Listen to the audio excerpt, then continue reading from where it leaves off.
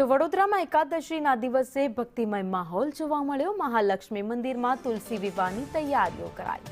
મહાલક્ષ્મી મંદિરમાં પીઠી વિધિ પણ યોજાઈ છે।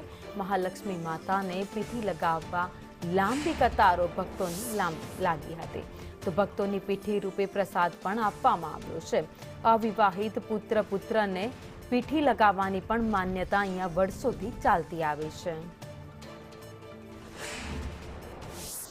આજે મહાલક્ષ્મી માताजीने पीठी चढ़शे एटले के आपणा हिंदू शास्त्र प्रमाणे 11 થી पूनम सुधीने माताजीना तुलसी विवाह थतो होय छे।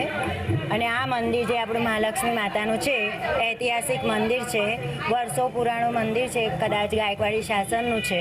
अने आ अहींया घड़ी नियम अमारी रीत रिवाज छे कि ज्यारे 11 तुलसी विवाह थाय छे ने आगला दिवसे माताजीने पीठी चढ़े छे, अने एमां सौभाग्यवती बहनों ज पीठी चढ़ावे छे।